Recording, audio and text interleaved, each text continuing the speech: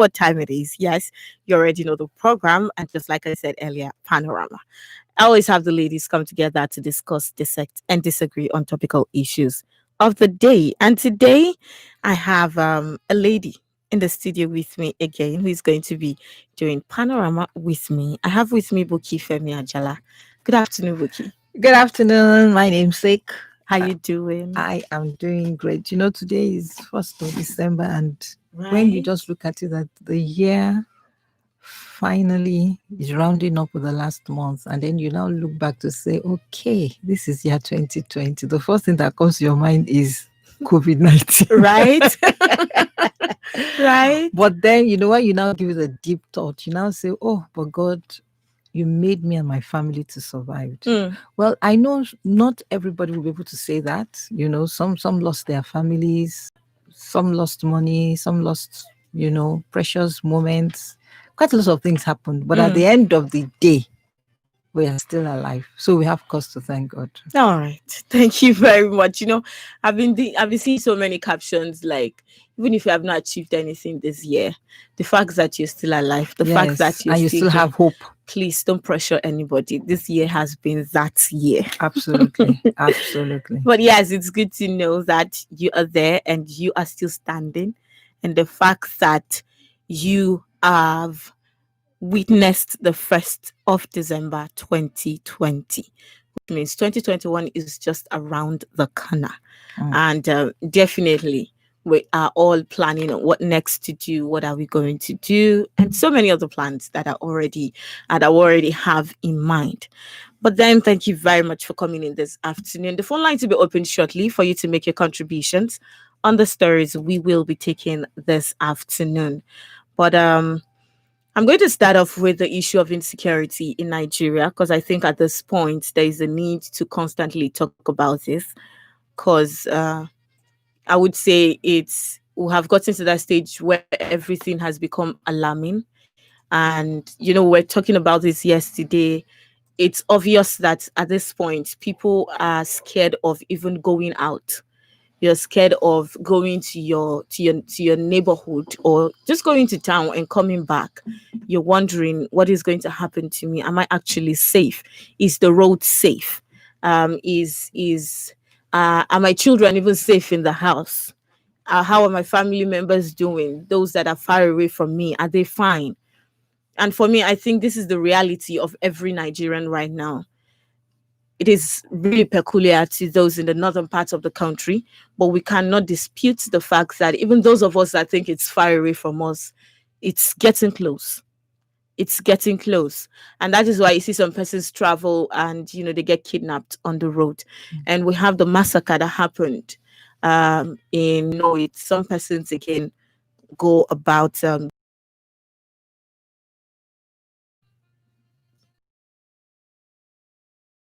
do the bad about it, because you miss those people, their company. Then you can imagine those who are at very tender age, they have lost their parents. What becomes of these people?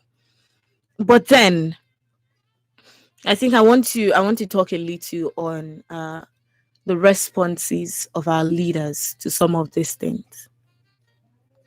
The need to be very sensitive with some of their utterances. And I'm actually going to be reiterating statement of the going to their farms. And he contended that if clearance were sought, military authorities would have prepared to provide security for the farmers. And he also noted that visiting certain places in Northeast under the weight of Boko Haram, your people, how you talk to them, how you communicate to them, and you give them hope, not make them hear something and say, excuse me. And that is exactly what has happened now. Now, if you dissect that word, honestly, Bukola, it shows that we do not have leadership. The so-called leadership are in another world entirely. They have separated themselves from the real world. So they are in their own Asu Rock environment where they are seeing things from a wrong perspective. Servant slave master relationship. So they are seeing themselves as, well, we are the Lord's, and it's whatever we say that is final. Look at what he said, that they did not take clearance, isn't it? 3, 4, 5, maximum 5 months. Picture this. It's not just one farmer. We're talking about at least more than 100. They are saying 43. Now, as at yesterday, they have counted up to 70. UN is saying 100. And you see, if you hear what he said and you link it to the fact that they are farmers, they can no longer continue waiting for the government to give them food. They saw water somewhere, right? And they must have been going, at least they went there to clear. They went there to plant. And as a good farmer, you go there to maintain, take clearance. And I'm wondering, a statement, he will be sacked. Because it shows that you have not gone through it, you have not thought through it very well. Somebody must have seen them. About 100. We're not talking of one person that you can say, oh, I didn't see. You're talking about 100 farmers going somewhere at the same time. Okay, maybe in 2 batches, 50-50, but they're going. They were all there. That place has been demarcated. I mean, it's months that these 100 people have been going in and out. Nobody checkmated them. Nobody said, excuse me, or to halt them. Now, this is a place where, it's liberated according to their word. It's a place where you should be watching. You understand? And then the first time they went, nobody checkmated them to say, where are you people going? And then they will say, oh, we are farmers, we want to do this. Sorry, you cannot. This is the process. You have to go and take clearance. Nothing. No. So for him to now say they did not take clearance, for me, I just think that he does not know what to say, and he should have shut up his mouth. He should have, there's a way you can actually keep mute. You understand? If you don't have anything good to say. So what he has said now has just shown to some other people that our leaders are not leaders. They lack communication skill. I mean, at a point, he tried to defend himself that it's not that he does not have a human feeling, but he was actually saying, the fact of the case, but that is not the fact of the case. I beg to disagree, because we are talking of rice production, rice farming that is 4 months, 5 months. You must have been seeing them going up and down the whole place. So that means once you say a place is liberated, you just leave it. Nobody cares. I'm wondering again now, right? I understand the fact that there's a whole lot that needs to be done at this point, especially when it has to do with security and making sure, each state is safe for its citizen. First of all, our leaders are supposed to make sure lives and properties, are safe. And that is why the citizens themselves can go to sleep and be rest assured that, I know to some extent I am secured. But getting to hear all of this, some of these kind of utterances, and getting to look at the body language of our leaders, how do you think this is actually portraying us to people on the outside world, and how they are going to, how this is actually going to affect? Responded to answers, responded to when the government started changing the content of answers into deceiving ourselves. International community knows that we do not have a leader. I saw a headline that has to do with Canada warning its citizens, against coming into Nigeria. That, like telling them to avoid Nigeria. It's normal. They will do that. It's normal for any safe, sane country to say, hey, the land of terrorism, they ganged us with Afghanistan and all that. And meanwhile, when you hear such a report, a leader that wants his or her name to be in the good books, to do well for the nation, to say, maybe, meanwhile, you have not acted. Honestly, where we are now, some heads must roll, and does not even sack, the chief security officers. They themselves are they men of value? Are they men of value? Are they men that can say, under my watch, this happened? Oh no. It is either I do something or I step. You see that somebody will say, hey, I take responsibility and I step down here. So it just shows that the only thing we can do now, we will continue to talk. We will continue to talk. We will continue to bring it out, make a conversation about it, make noise about it. But bottom line, we have to call on God to intervene. Thank you very much, Buki, for that. It's 25 minutes to 1 on Women Radio, WFM 91.7. I would like to get your contribution this afternoon, 07000 917 917 090256 25455 for the studio lines to call to be a part of Panorama. And you can send in a WhatsApp or a text message to 070 317 56537. And now, I've been talking about the issue, the body language, the utterances of our leaders. How has it been so far? I would like to get to hear from you. You're a Nigerian, and you are definitely in Nigeria. You are a Nigerian, and you definitely understand all that has been going through. I would like to get to hear from you. What do you think of the state of 07000 917 917 090256 25455 at the studio lines to call this afternoon. But yes, I'm actually going to talk right now on the issue of there's a 16 days of activism, and we have a program that is presently running, and this has to do with domestic violence against women PM, and this has started off since November, and you don't want to miss it. 6:30 p.m. every Wednesday. Hello, good afternoon. Where are you calling from? My name is Dapo. It's good to have you, Dapo. Your contribution. Yes, when we are talking of leadership and insecurity in Nigeria, when you look at, you see, the antecedent of people determines what they are going to do. That is why history is very, very important.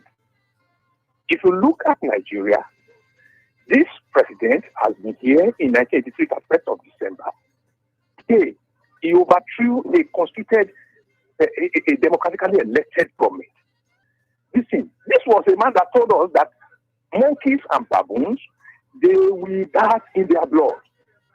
And the monkeys and his aboriginal farmland have to take permission from somebody. I've never had that anywhere in the world, that you have to take permission before you go to your farm. I've never had that. What we have are lazy louts, but they are too eager to go and shoot on armed people. All right. We can't continue like this. This nation cannot continue like this. It's either the president, if he's still there, he should remove the service chief. They have failed. They have failed, and they have failed us. They failed the citizens. They failed all of us. It happened. Ronald Reagan said, without food, all what we are doing is useless. If we don't have to, all of us can go to our farm. Now the farmers are being chased out. We allow Boko Haram to take over, and you will now say, God bless you. Thank you very much. God has helped us. We need to act. And I think that is the point in which we are right now. We're in a country that is blessed with a whole lot of natural resources, right? And all we just need to do is to tap into it and let us do the right thing. That is one thing that I think it's very important that we need to do. Very, very important. Hello, good afternoon. Ruby, how are you doing? I'm fine. This is Bukola. Oh, Bukola, you're back. Yes, I'm back. Okay, my dear, well done. Thank you very much. Yeah, Mr. Darlington. It's good to have you, Mr. Darlington. Good. If you ask me, we are not going to blame the president carrying strength from somewhere. Some people are seriously contributing to what is going on. It is those people who should be asking questions. Because if those people have reacted the way they should react, I'm sure the man would have suffered. But he's so bold and so unconcerned because he is very, very confident that his supporters are there. If not, he should have been shaking, but he doesn't. Everybody don't go hypnotized. Nobody, when it happened, we don't talk after that day. Before you know it, another worse one will happen. We forgot the first one. Now, nobody's talking of instance again. You can see now, they have diverted our attention. continuously. Just look at what has been going on since. All the times we are there, some of us, when Argentina was telling us that we are minority, we are really well off. I wonder why he has not talked since that time. This is just the beginning, Bukola. I am telling you authoritatively. I have said it before and I'm saying it again. All this is pointing towards one direction. Somebody is working towards an end game. And unless you achieve it, you are wasting your time. All right, thank you very much. And they are working towards it. So let us continue to talk like those who don't know what to do. Until all of us are drowned. It's like a madman in one marketplace who is saying that all the people who are walking around me with cutlass, I will not say anything until I look. Apparently is I would say on the edge when it has to do with this, and this is very much allowed because it's so sad that you hear that, oh, my loved one dies in a particular place, or something happened to this person, or many things just happening all at once, and it seems it's just so much, particularly in 2020 with all that has happened to everyone. Hello, good afternoon. Hello, good afternoon, Buki. Good afternoon. Good afternoon, Madam Buki. Good afternoon, my sister. Good afternoon. Oh, yes, ma'am. Like what Mr. said, Nigeria stood up to fight Abacha. We also stood up to fight Babangida. Then why is it that what is wrong now? For me, because people have a president and all these things are going on and our president just kept silent. For me, we don't have a president. To me. Thank you very much. Have a lovely day. Thank you. I will start with what Mr. Darlington said. I share his views, but for me, I will not accept the statement that he said we will all drown. In as much as I share his views, I mean those are facts on the table, but we will not drown. And the reason why I said that is the fact that as we are talking. But meanwhile, you are increasing the temperature until something happens and it snacks. You understand? So for us, let's keep putting the pressure on. Let's apply the pressure on all areas. We are supposed to be in a democratic state because we say Nigeria, what we practice is democracy, right? So it is for us to apply pressures in the right places. I quite agree about the concept of the inner circle. The inner circle of Mr. President is wrong. Totally wrong. They are feeding him with wrong things and they are making him to do wrong things. But you see, the issue is that you even can't you hear? Can't you feel? You understand? I actually wonder if he listens to news. I wonder. I mean, I have not been there before, so I don't know. But it's at times you just find out that what he says, it's not in consonant with realities of the world. So obviously, what is being fed has an issue. But then we have the exercise the right pressures and we begin to talk, the water will boil. Now the water has not boiled. Okay. But let's keep hitting it. All right. Thank you very much, Buki. 13 minutes to 1 on Women Radio, WFM 91.7. You can still join the conversation on 07000 917 917, and you can send a WhatsApp or a text message to 070 317 your calls, and we would like to get to hear from you. But then again, this has to do with the fact that everyone is trying to express themselves, but let us be civil with our conversation. Hello, good afternoon. Good afternoon. Good afternoon. What's your name and where are you calling from? Yeah, this is Gabriel. I'm calling from Surrey. It's good to have you, Gabriel. Your contribution. Okay. First, it is quite unfortunate that we're in this kind of country where life doesn't matter to, let me not say our leaders, the politicians. Now, somebody said we fought Abacha, we never fought it. God intervened. You said the word, Buki. You said we should not forget prayer. God should intervene. It's just it. Because everybody's going back. They get into the office with blood. They live with blood. They live by blood. So our life doesn't matter to them. So we only pray that God should intervene for us and keep us alive and change the situation for us. I think that's what we should pray for. Thank you. All right. Thank you so much. Thank you very much. The ball is in our net and we have the responsibility to do the right thing. And I think on this platform, Buki and Ibinabo have constantly been mentioning that. That is why we have the opportunity of 2023. to vote your vote? Are you going to make sure you vote for the person of your choice? Now, what are you voting? Are you voting political party? Are you voting antecedents? Are you voting, just to be able to get the 1 cup of rice, or to be able to get the 5,000 naira that might not even last you a week, might not even last you 2 days? So I think at this point, as electorates, we need to sit down and start thinking of what we want for us. Then we start doing the right thing. And it's very important that we begin to do the right thing. That is very, very important. If you still want to make a contribution, 07,917,917. Earlier, we have a program on domestic violence against women, and this holds every Wednesday 6:30 p.m., and this has started a long time ago. But yes, it's good for us to get informed on what is happening. We have the 16 days of activism against gender-based violence, and I think this is for us to be aware on what is happening when it has to do with GBV, and for us to act appropriately. So I think it's very important that we listen to this 6:30 p.m. every Wednesday. Definitely, we will be live here giving you all that, and they're going to have the panel and some other states as well. So right now, there is so much that is coming up. There's a story right now that has to do with a woman who said, her husband was killed, and sadly, situations like this, when the men are gone, because probably the woman didn't really have something doing, or there's no proper preparation, you have the women begin to suffer and their children. And that is the sad reality.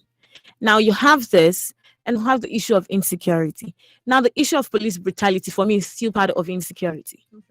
Because I can't imagine a situation that I go out in the morning and I get to meet with approved of the law. I have my right as a citizen. But right now, that is not done. But also at the... Well, so far, I mean, the ones I have listened to and some reports I've gotten, I think they're doing it right. Okay.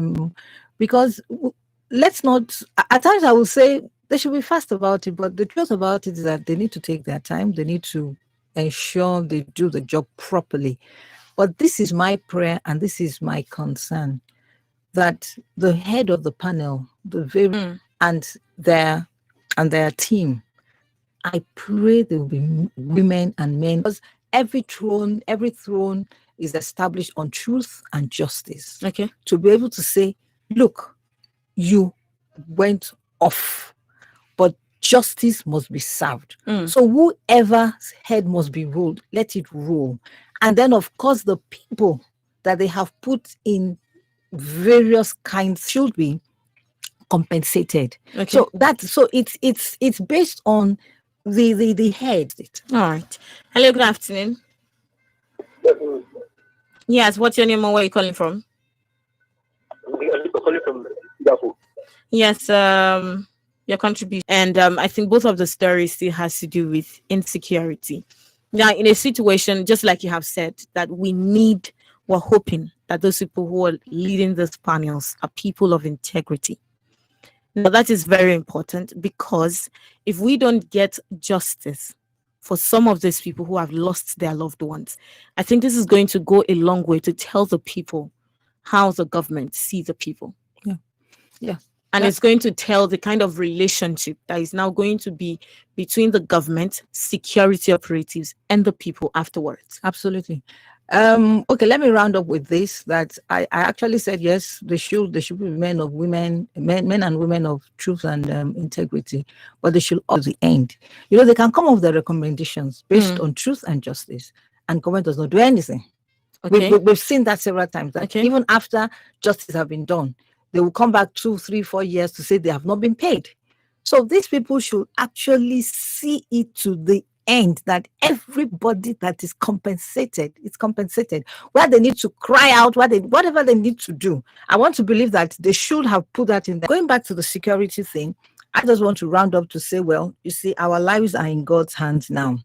We will continue to talk. We will continue to put pressure. We'll continue to have conversations. It's, like I keep saying, this is an era of Sorosuke. We can no longer be quiet anymore about anything. I mean, God has given us this mouth to talk. You understand? But let's talk right. Let's talk what we want, because it's the whole idea of democracy. You understand? To talk. But then the basic thing we need to do is to hang on to that. The victory is of the Lord. Even if you have done everything about your horses and all that, the victory is still of the Lord. So let's do what we need to do. Yes, let's train our horses. Let's get them ready. But the victory is of the Lord. All right. Thank you very much. Thank you so much, Buki, for coming in this afternoon. And we have all heard. Please, in as much as the government has a huge role to play in this, don't keep quiet about it. And I think that, and thank you to the producer, Daniel. Thank you. Adaja, lovely month. Yes. Make sure you have a lovely month. That's what Buki has said. And I think intentional about it. Yes, be intentional about the month, right? Be intentional about it. And try as much as possible to stay positive. It is very important and just go a long way to help. I am Bukola Balogun. Do enjoy the rest of your day. Shower you with blessings for this month.